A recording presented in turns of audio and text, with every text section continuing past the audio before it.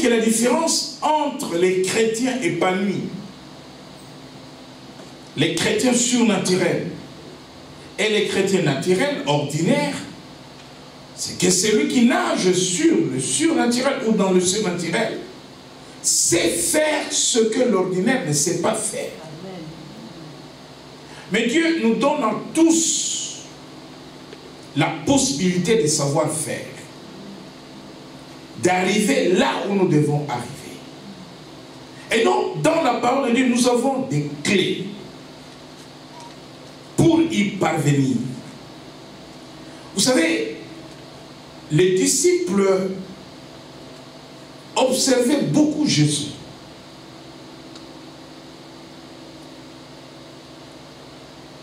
Il va transformer l'eau en vin. Il prend 5 pains et 2 poissons. Il le multiplie. Il marche sur l'eau. Mais alors, ils vont chercher à comprendre. Mais c'est un homme en tant qu'humain. Vous savez que Jésus est venu avec double nature. Il y a l'humanité de Christ en tant qu'humain, né d'une femme comme toute autre personne. Mais la divinité de Christ, la plénitude de Dieu en lui. Et à un moment donné, ils se sont posés aussi des questions. Mais il est comme nous, il mange avec nous. Mais il est dans un mystère que nous n'arrivons pas à saisir. Ils ont compris qu'il priait beaucoup. Il prie beaucoup. Il se retire dans la prière. Tôt le matin, il va dans les jardins. Alors, lorsque ils vont lui demander de les apprendre à prier, le but c'était d'arriver à opérer comme lui. Apprends-nous à prier. Donc la prière était la clé pour le Seigneur. Et quand ils ont appris, et nous avons vu que les apôtres ont accompli, comme Jésus l'avait dit, que ceux qui croiront en moi feront aussi les œuvres que moi je fais. Bien-aimés, dans la parole de Dieu, il y a des choses que nous devons comprendre, maîtriser, mettre en application si nous voulons être des chrétiens épanouis. Voilà pourquoi, lorsque nous parlons de l'alliance par les sacrifices, nous devons d'abord savoir que nous sommes le peuple d'alliance de Dieu. Nous ne sommes pas n'importe quel peuple. Alors, lorsque nous allons parler de l'alliance de Dieu, à la fin, je vais vous parler de le bénéfice d'une alliance avec Dieu, ou les bienfaits de l'alliance avec Dieu. Et vous allez vous rendre compte que ces choses sont écrites dans la parole de Dieu. Mais pourquoi nous ne les vivons pas alors qu'elles sont écrites dans la parole de Dieu? Mais pourquoi nous ne les manifestons pas? Pourquoi nous ne les expérimentons pas? C'est là que nous allons alors comprendre la problématique du sacrifice. Que vient faire le sacrifice dans l'alliance? Parlons d'abord de l'alliance.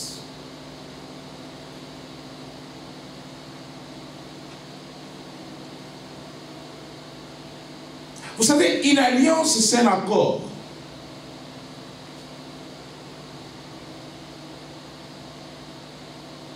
C'est un accord. C'est un contrat. C'est un traité. Mais quand vous regardez dans la vie normale, il y a des accords. Je prends un exemple. La convention collective,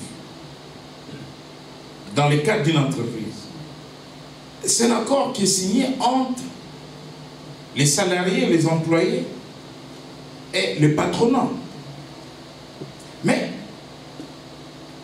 vous allez vous rendre compte que des fois, les termes de la convention collective ne sont pas appliqués. Mais les textes existent. Mais les gens, ils travaillent matin, midi, soir, mais ils ne sont pas bénéficiaires de droits que les reconnaissent ces textes-là. Ça arrive dans l'entreprise. Au niveau des États, il y a des accords. Par exemple, la Convention de Genève, qui concerne l'accueil des réfugiés, les apatrides et consorts, oblige les États à accueillir tous ceux qui fuient leur pays pour des raisons diverses, évidentes, et qui viennent se réfugier chez eux. Les États ont signé cette convention de Genève. Mais vous voyez le bateau de migrants traîner 1 mois, 2 semaines au large des côtes italiennes parce que l'Italie refuse de les accueillir. L'Espagne refuse de les accueillir. Mais ces pays sont signataires de la Convention de Genève. Voyez-vous? Donc l'alliance est un accord. Lorsque nous parlerons des bénéfices de l'alliance, vous allez vous rendre compte, mais la Bible parle de ces choses. Mais nous sommes le peuple d'alliance. Mais pourquoi dans ma vie, je vois le contraire de ce que la Bible dit? Le problème, ce n'est ni Dieu. Le problème, ce n'est ni la Bible. Le problème, c'est l'homme. Le problème, c'est l'homme. Le premier problème de l'homme, c'est d'abord l'ignorance. Parce qu'il y a des choses que nous devons posséder, des choses qui nous appartiennent, que nous pouvons considérer comme des promesses de Dieu pour nous. Les choses que Dieu a préparées pour nous, vraiment qu'ils nous reviennent, nos possessions, notre héritage. Mais lorsqu'on ne sait pas les activer, ces choses-là restent des lettres mortes du discours, de l'histoire. Qui est cet héritier? À qui le père a légué des biens? Qui, sans passer par les notaires, va prendre possession de ces biens. Tes parents te laissent des maisons, te laissent des biens, te laissent l'argent en banque. Tu es là où tu es, tu ne bouges pas. L'État ne viendra pas te chercher. Une année, 2 ans, 3 ans, les taxes foncières ne sont pas honorées, tu ne te manifestes pas, saisie, vente aux enchères, alors que ce sont des choses qui t'appartiennent. Mais tu n'as pas activé la possession, c'est-à-dire t'élever, te présenter, passer par le notaire et faire toutes les démarches possibles pour que maintenant les choses t'appartiennent effectivement. C'est comme cela le problème que nous avons, nous les chrétiens. Laissez-moi vous dire, lorsque le prophète parlait des anglophones et des francophones, la différence c'est que là où les autres ont compris qu'il faut activer, les nôtres savent vraiment et restent sur le discours. Et les discours ne changent pas la situation de quelqu'un. C'est l'acte, c'est l'action, pas la foi. Voilà pourquoi, lorsqu'on parle de peuple de l'Alliance que nous sommes, les fondements de cette assertion se trouvent dans le livre de Jérémie au chapitre 31, verset 33. Et c'est les fondements même de la nouvelle alliance en Jésus-Christ. Dans ce texte, la Bible dit, Jérémie 31, 33. Jérémie 31, verset 33. Mais voici l'alliance que je ferai avec la maison d'Israël. Après ces jours-là, dit l'Éternel, je mettrai ma loi au-dedans d'eux, je l'écrirai dans leur cœur, et je serai leur Dieu, et ils seront mon peuple. Merci. C'est une promesse de Dieu annoncée par le prophète Jérémie et qui trouve son accomplissement en ce qui concerne la nouvelle alliance dans Matthieu au chapitre 26, verset 28. Matthieu 26, 28.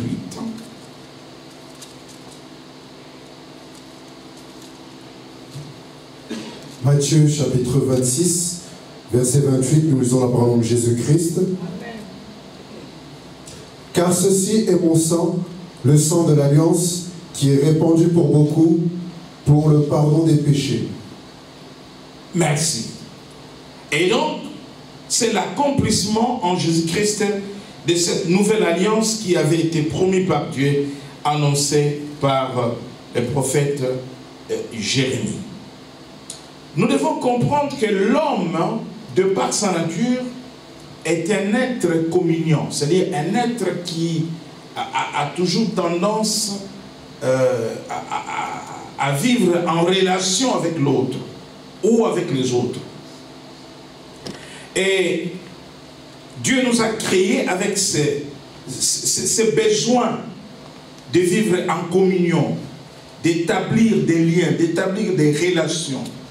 Mais lorsque nous regardons dans l'Ancien Testament, nous allons voir que dans les temps anciens, les hommes aussi établissaient les alliances entre eux. Et donc certaines alliances étaient amicales, des alliances de paix, des alliances politiques. Donc, ce sont ces accords-là que les hommes établissaient, ou les nations, entre tel roi et tel roi, ou tel peuple et tel peuple. Nous voyons le roi Akab d'Israël faire alliance avec Ben-Hadad de la Syrie. C'est dans l'Ancien Testament, dans le livre des rois. Et donc, pourquoi ces accords? Pour que l'un et l'autre conviennent de marcher ensemble.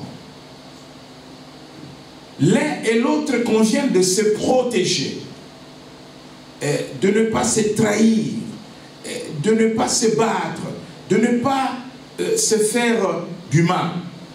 Et très souvent, lorsque quelqu'un rencontrait une personne bénie, une personne richement bénie, nous voyons Abimelech faire alliance avec Isaac. Il dit, je trouve que tu es béni, tout ce que tu fais te réussit. Alors que Isaac est immigré sur les terres d'Abimelech qui est roi. Mais il voit sur Isaac la bénédiction, la manifestation de la bénédiction de Dieu. Et donc, on avait tendance à aller vers celui qui est fort ou celui qui est béni, de manière que en marchant avec lui, en s'alliant avec lui, et qu'on bénéficie aussi de ses faveurs. La Bible dit que celui qui marche avec les sages devient sage. Et c'est comme ça que les hommes dans l'Ancien Testament définissaient leurs relations par contracter, n'est-ce pas, les alliances. Alors, là où nous devons comprendre l'importance des mots dans la Bible, lorsque vous trouvez des mots qui reviennent plusieurs fois dans la parole de Dieu, vous devez savoir si cela revient dans l'Ancien Testament comme dans le Nouveau Testament. Plusieurs fois, c'est que derrière ces mots-là, il y a une richesse spirituelle profonde que je dois aller explorer et exploiter. Explorer, c'est chercher à comprendre. Exploiter, c'est saisir maintenant et en prendre possession. Derrière le mot qui revient souvent, plusieurs fois dans la parole de Dieu, il faut aller chercher les richesses spirituelles profondes qui se cachent derrière ce mot-là. Vous savez que la Bible parle beaucoup des offrandes plus qu'autre chose.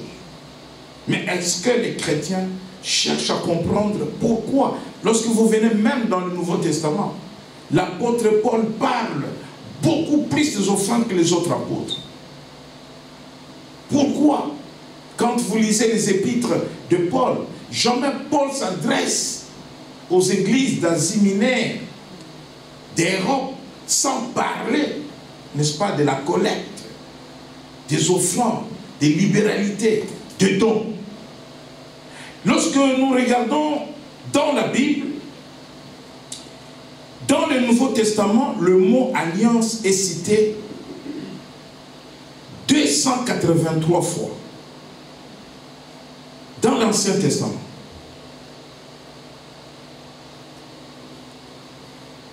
« 283 fois le mot alliance. Ce qui cache véritablement une richesse spirituelle. Et lorsque nous venons dans le Nouveau Testament, nous voyons encore la fréquence du mot alliance cité 33 fois.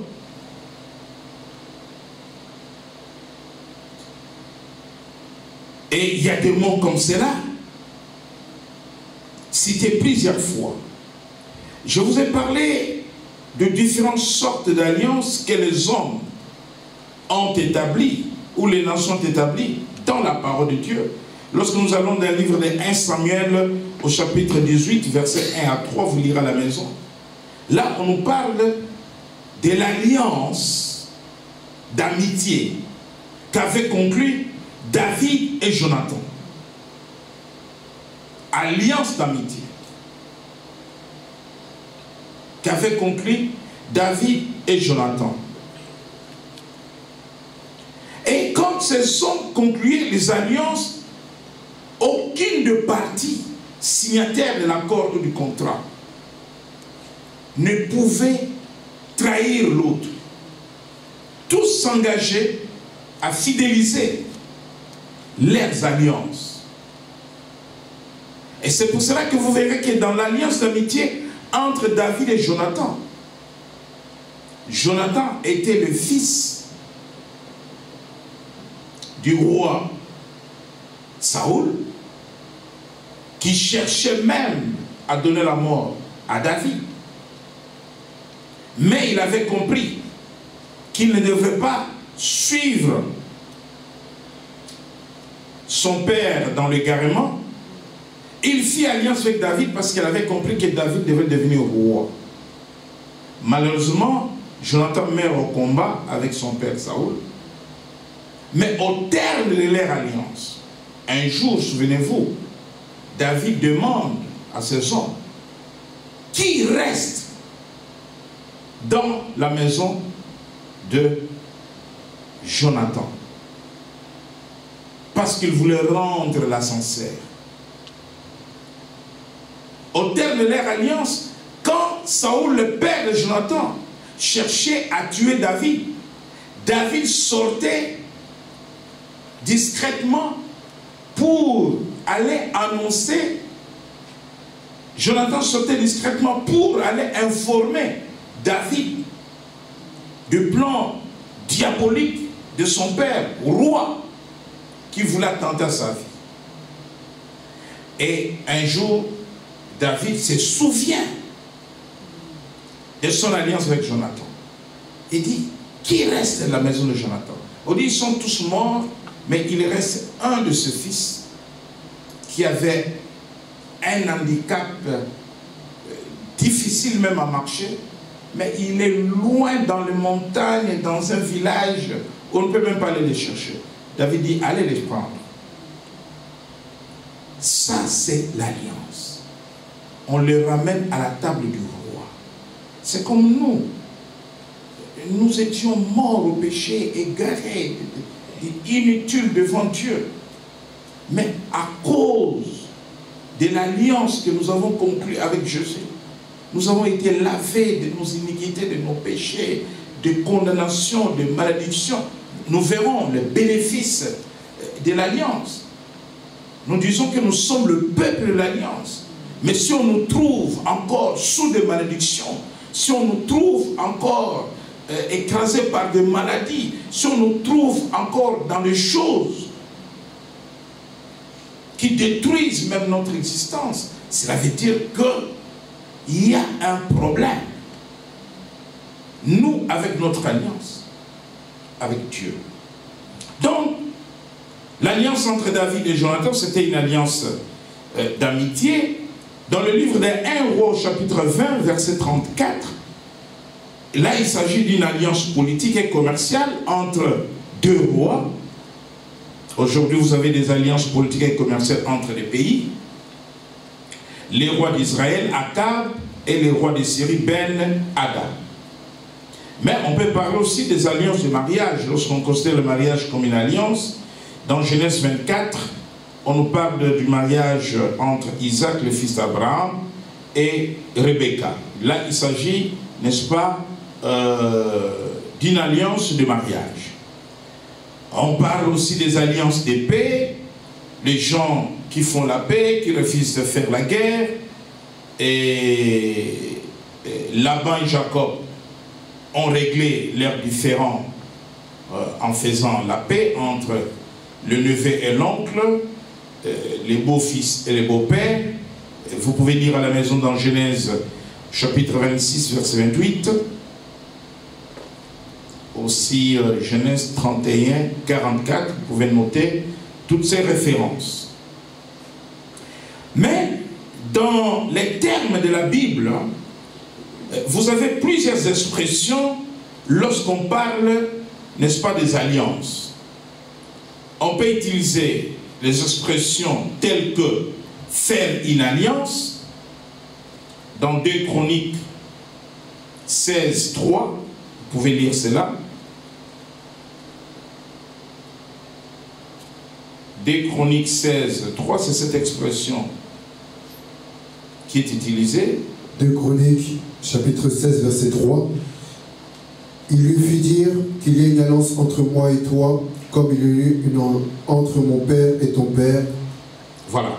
Et donc, qu'il y ait une alliance entre moi et toi. Donc, faire une alliance. Tu peux lire encore dans Jérémie 34, verset 19.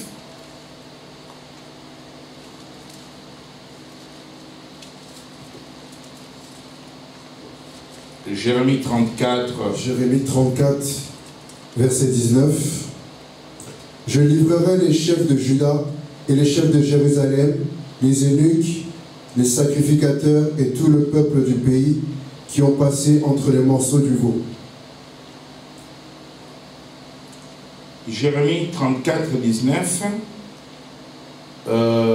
Oui, c'est cela. Je livrerai les chefs de Juda et les chefs de Jérusalem, les eunuques, les sacrificateurs et tout le peuple du pays qui ont passé entre les morceaux du veau.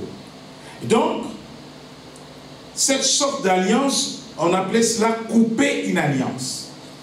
C'est-à-dire que les sacrifices, le morceau de veau, c'est les sacrifices des animaux, et les gens qui faisaient une telle alliance devraient, n'est-ce pas, passer par le morceau, n'est-ce pas, du veau ou de l'agneau, n'est-ce pas, qu'ils ont offert à l'occasion de leur alliance.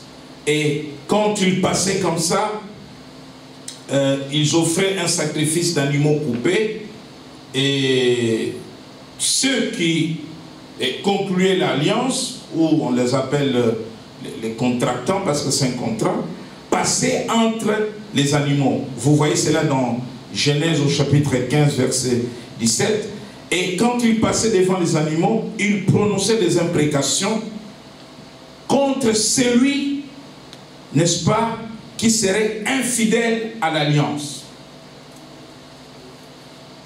Et aujourd'hui encore, dans certains milliers, les accords politiques ou des alliances politiques sont établis au moyen des imprécations. C'est pour cela que, je vous l'ai dit ouvertement, vous verrez beaucoup de présidents assassinés parce qu'il n'a pas honoré l'alliance qu'il avait faite avec des amis, soit qui l'ont aidé à les porter au pouvoir. Je vous dis des choses sérieuses. Tu vas prendre le pouvoir et nous te soutenons, mais on conclut une alliance. Voilà. Voilà pourquoi il y a des choses qui ne peuvent pas être changées. Vous pouvez sortir tous les samedis, tout simplement parce qu'il y a une alliance qui a été conclue avec ceux qui détiennent. Vous comprenez? Et donc, on ne peut pas changer cette situation-là. Vous pouvez beau prier, et vous avez vu, et depuis le mois, je crois, d'octobre jusqu'à aujourd'hui, il dit, je peux tous aider, sauf, je ne peux pas toucher à ces gens-là, parce que c'est une alliance. Alors, et dans la Bible aussi, les gens faisaient ces alliances-là, où on prononce des paroles. Celui qui va trahir, il va mourir. La Bible dit que vous serez justifiés à vos paroles et vous serez aussi jugés à vos paroles. Et donc, c'est pour cela que quand vous lisez dans Genèse, au chapitre 15, verset 17, vous allez voir qu'on coupe des morceaux d'animaux et on passe dessus pour faire des imprécations ou déclarer de paroles. Et on organisait une grande fête, n'est-ce pas, quand on venait de conclure une alliance. Et ça, ce sont des alliances, n'est-ce pas, bibliques. Mais lorsque nous voyons dans la parole de Dieu toujours, dans l'Ancien Testament et aussi le Nouveau Testament, nous allons comprendre que il y avait des signes qui accompagnaient les alliances. Quand vous lisez dans Genèse au chapitre 20, verset 27, Dieu fit alliance avec Noé et le signe, c'était l'arc en ciel. Noé avait offert des sacrifices à Dieu. Dans Genèse au chapitre 15, verset 1 à 21, vous pouvez lire à la maison, aussi le chapitre 17 de 1 à 27, Genèse 15, 1 à 21, Genèse 17, 1 à 27, Dieu fit alliance avec Abraham et le signe de l'alliance c'était la circoncision. Et au mont Sinaï, Dieu fit alliance avec Israël. Et cette alliance était marquée par les sabbats, les jours du repos. Donc vous avez toutes ces alliances, mais à la différence des sacrifices des animaux, des holocaustes, tout ce qui était apporté à l'occasion des alliances à Dieu, nous avons la nouvelle alliance dont nous avons lu les passages de Jérémie 31, où Dieu promet de faire une nouvelle alliance parce que l'ancienne était disqualifiée. Pourquoi la nouvelle alliance est meilleure par rapport à l'ancienne alliance? La différence, c'est au niveau du sacrifice. L'alliance par les sacrifices. Les sacrifices fera la différence. Nous pouvons tous jeûner 40 jours, 21 jours. Nous sommes tous le peuple de l'alliance avec Dieu. Personne dans l'église, à moins que tu ne sois pas baptisé, à moins que tu n'aies pas reçu Jésus-Christ comme Seigneur et Sauveur. Mais tous ceux qui ont reçu Jésus-Christ comme Seigneur font partie de la famille de Dieu. Et nous sommes le peuple d'alliance avec Dieu. Amen. Maintenant, la différence va se situer de la manière dont chacun va activer son alliance. Lorsqu'on parle de sacrifice, je voudrais attirer votre attention. Il ne s'agit pas seulement de l'argent. L'argent, oui, dans le domaine financier, dans le domaine des affaires et dans le domaine, je vais dire, de business, pour celui qui veut investir, celui qui... L'argent, oui, mais lorsqu'on parle de sacrifice, il y a plusieurs sortes de sacrifices, y compris l'argent. Je vous donne l'exemple du temps. Le temps que je donne à Dieu, c'est un sacrifice.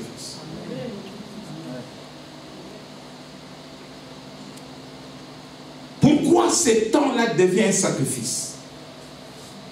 Parce que je refuse d'aller à la fête, je refuse d'aller au stade, je refuse d'aller me promener, je refuse d'aller au restaurant, et je mets mon temps au service de Dieu. Amen. Je refuse de travailler 5 jours dans le mois parce que je vais être impliqué dans le programme de l'église. Je fais un sacrifice à Dieu. Parce que, par voie de conséquence, je perds de l'argent sur mon salaire. Donc c'est comme si je donnais l'argent à Dieu. Autrement.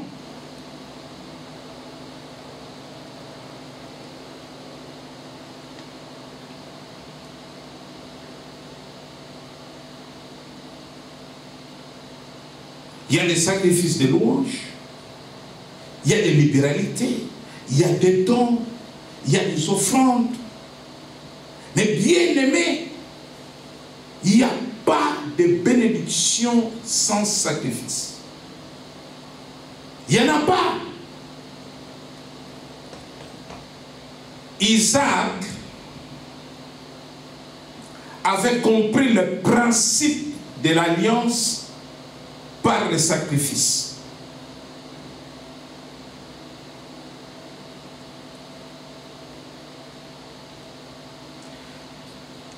Ça me coûte quoi? Je suis en train de mourir. Ça me coûte quoi de dire à Brice, viens, je vais te bénir parce que je vais mourir? Est-ce que ça c'est un problème? Est-ce que ça c'est un problème? Bon, maintenant, la bénédiction du Père revenait en Israël dans la tradition juive automatiquement au fils aîné. Ok? Le fils aîné, c'est Esaü. qu'est-ce que ça allait coûter à Isaac?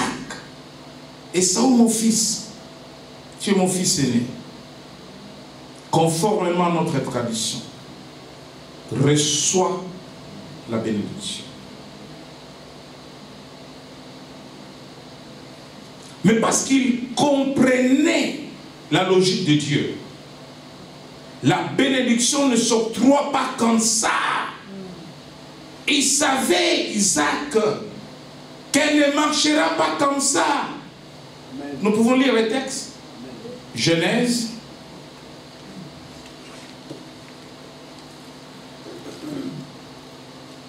Qui connaît ce texte-là?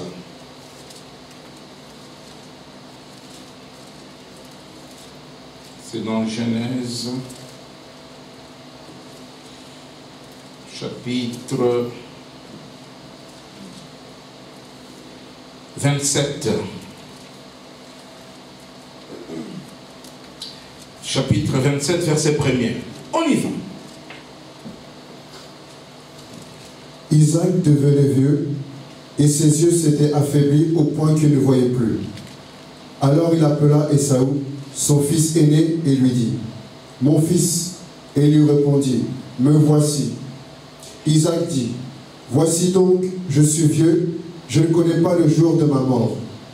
Maintenant donc, je te prie, prends tes armes, ton carquois et ton arc, va dans les champs et chasse-moi du gibier. Fais-moi un mets comme j'aime et apporte-le-moi à manger, afin que mon âme te bénisse avant que je meure. » Alléluia. Faudra-t-il compliquer la vie à son fils avant de le bénir? Qu'il a été chercher de la viande? Déjà, quelqu'un qui est en train de mourir, il va manger de la viande pour amener ça où?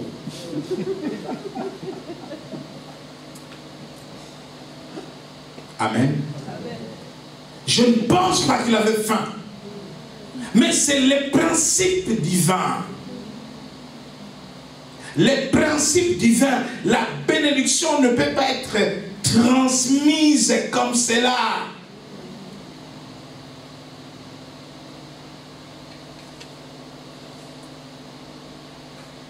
Connaissant ce principe-là, et comme Rebecca aimait beaucoup Jacob, mais Rebecca pouvait aussi dire à Jacob, qu'est-ce que Rebecca a fait? Rebecca a aussi respecté le principe divin auquel obéir pour recevoir la bénédiction. Rebecca a repris le même principe. Qu'est-ce que Rebecca dit à Jacob?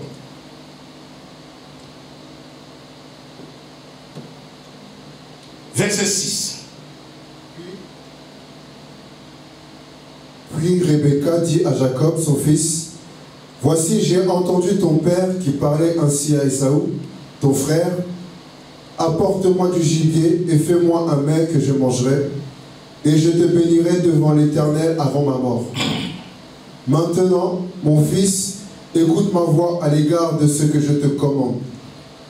Va me prendre au troupeau 2 bons chevreaux, j'en ferai pour ton père un mets comme il aime, et tu le porteras à manger à ton père, afin qu'il te bénisse avant sa mort. » Amen. Qu'est-ce qui change dans les conseils de Rebecca à son fils? Comme il aime. Qu'est-ce qu'Isaac a dit à Esaü? Comme j'aime.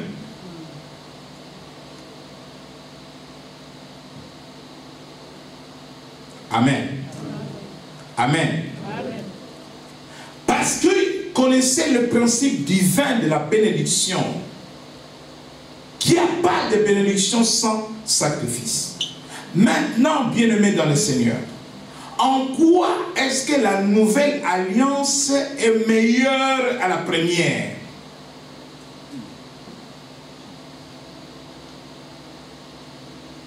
si on prend le sang d'un animal, on met dans une bassine, on prend le sang d'un homme, on met dans une autre bassine, qui peut faire la différence? Qui?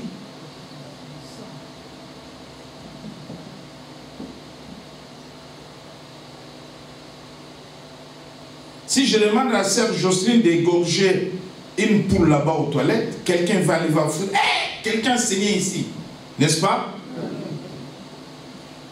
Alors que c'est le sang de la poule que la sœur Jocelyne égorge.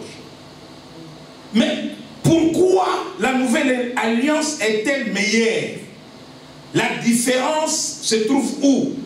La qualité du sacrifice. Le sang de Jésus, qui crie plus fort que le sang d'Abel. Ils l'ont vaincu à cause du sang de l'agneau. Amen. Amen. Mais avant que nous revenions prochainement sur les sacrifices, parce que il faut toujours associer les sacrifices à l'alliance. Voici, bien-aimés, les bienfaits de l'alliance avec Dieu.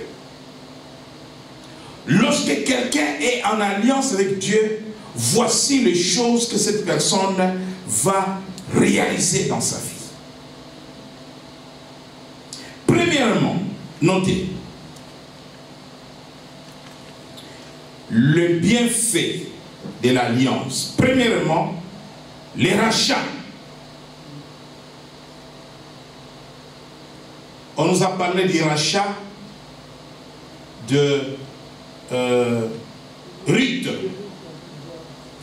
avec les riches Boaz. Nous avons été rachetés par un Dieu puissant, un Dieu riche. Vous pouvez lire à la maison Galates 3, 13. Tu peux lire rapidement, frère, Galates 3, 13.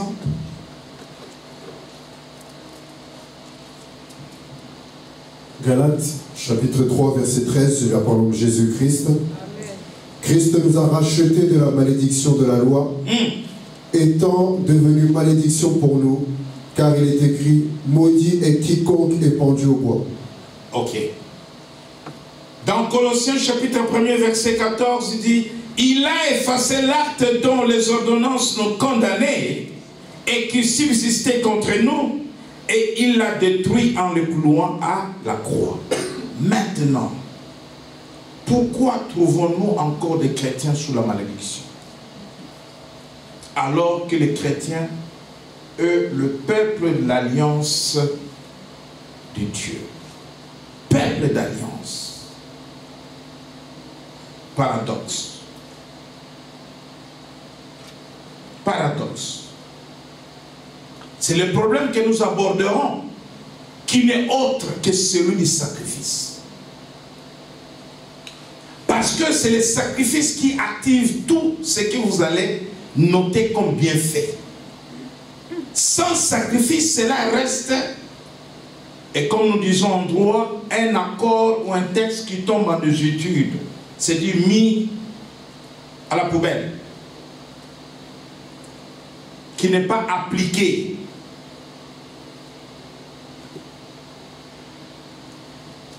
Premièrement, rachat.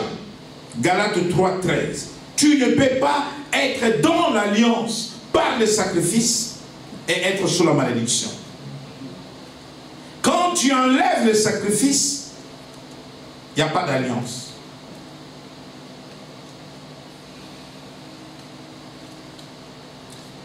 Deuxièmement, la justification. Lisons Romains 5, 1.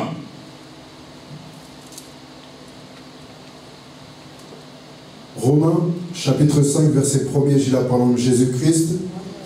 Étant donc justifiés par la foi, nous avons la paix avec Dieu par notre Seigneur Jésus-Christ.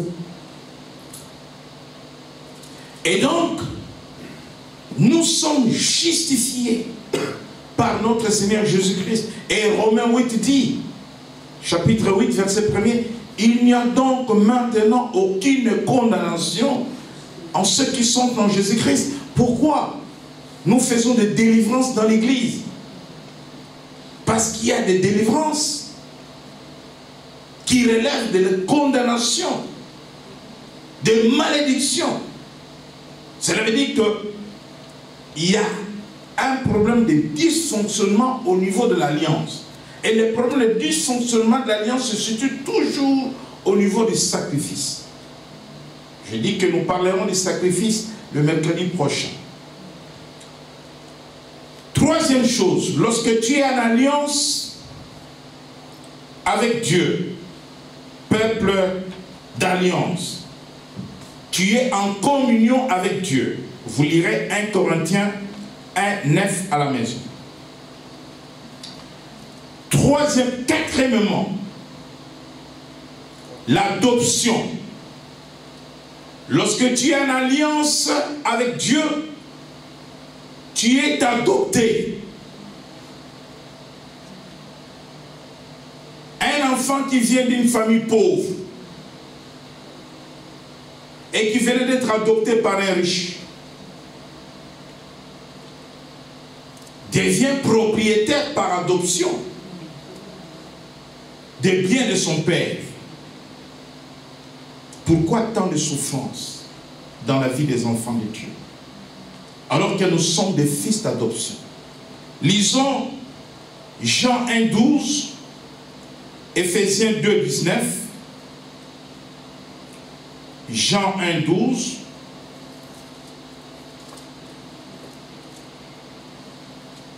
Jean, chapitre 1er, verset 12. Mais à tous ceux qui l'ont reçu, à ceux qui croient en son nom, elle a donné le pouvoir de devenir enfants de Dieu. Le pouvoir de devenir enfants de Dieu, c'est-à-dire que nous avons été introduits dans la famille de Dieu. Jean 1, 12. Et lorsque nous lisons Jean 20, 17, au sujet de l'adoption,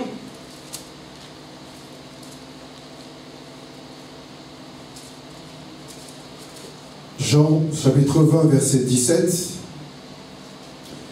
Jésus lui dit, ne me touche pas car je ne suis pas encore monté vers mon Père, mais va trouver mes frères et dis-leur que je monte vers mon Père et votre Père, vers mon Dieu et votre Dieu. Voilà. Il devient notre Père, il devient notre Dieu. Il devient notre Père. L'enfant qu'on a adopté, l'adoptant est son Père. Automatiquement, il va porter même le nom du Père. Amen. Amen. Cinquièmement, nous avons la don de la vie éternelle. Nous pourrions lire cela dans Éphésiens 2, 5 à la maison, Éphésiens 2, 5 à 6, ou Jean 3, 36. Sixièmement, nous allons bénéficier de la protection de Dieu. Protection de Dieu. C'est-à-dire que nous sommes intouchables. Comment les démons peuvent te toucher? Comment les sorciers peuvent te déranger? Je ne dors pas la nuit. Les maris de nuit, les femmes de nuit, je suis menacé, égorgé et tout. J'écris la nuit. Je parle pendant mon sommeil. Tu n'es pas sous la protection. 1 Pierre 1, 5, vous pouvez lire à la maison. En ce qui concerne la protection, Jean 10, versets 27 à 28. Je vais rapidement pour finir la liste des bienfaits de l'alliance. Jean 10, 27 à 28. Après la protection, nous avons accès libre au trône de Dieu. Accès libre au trône de Dieu. Approchez-vous du trône de la grâce. Parce que nous sommes peuple de la nouvelle alliance en Jésus-Christ. Éphésiens 2, 18, nous avons accès au trône de Dieu. Et quand nous lisons dans Hébreux, chapitre 10, Hébreux 10, versets 19 à 20, je vais lire rapidement. Ainsi donc, frères, puisque nous avons au moyen du sang de Jésus une libre entrée dans les sanctuaires, par la route nouvelle et vivante qu'il a inaugurée pour nous au travers du voile, c'est-à-dire de sa chair. Et puisque nous avons un souverain sacrificateur établi sur la maison de Dieu, approchons-nous avec un cœur sincère, dans la plénitude de la foi, le cœur purifié d'une mauvaise conscience et les corps lavés d'une eau pure. Nous pouvons nous approcher du trône de Dieu au nom de cette alliance. Et nous bénéficions du pardon de nos offenses à cause de l'alliance. Et nous sommes réconciliés avec Dieu. Et nous sommes en paix avec lui à cause de l'alliance.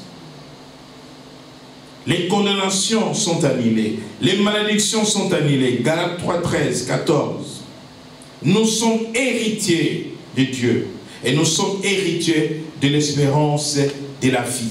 Mais bien-aimés dans le Seigneur, si vous observez la vie de beaucoup d'enfants de Dieu, toutes ces choses ne sont pas manifestes dans leur vie. C'est le contraire. Le problème, il est où? Il est au niveau du sacrifice. Le mercredi prochain, venez nombreux parce que nous allons approfondir cet enseignement après avoir parlé des alliances, le bienfait de l'alliance, comment associer les sacrifices à l'alliance afin que nous soyons pleinement bénéficiaires des termes de l'alliance. Parce que tout ce que je viens d'énumérer, rachat, justification, communion, adoption, don de la vie éternelle, protection, accès libre, réconciliation avec Dieu, annulation de la condamnation, de la malédiction, héritage, ce sont des bienfaits de l'alliance. La santé, la guérison, la liste est longue, elle n'est pas exhaustive. Comment ces choses peuvent nous manquer? C'est le problème ou la problématique du sacrifice. Et nous en parlerons profondément pour que chaque enfant de Dieu soit équipé, soit armé pour marcher dans le surnaturel, pour vivre dans l'épanouissement, une vie chrétienne pleine d'épanouissement, où la vie de Christ doit être manifeste dans ta vie, avoir ces clés-là. Que le Seigneur vous bénisse.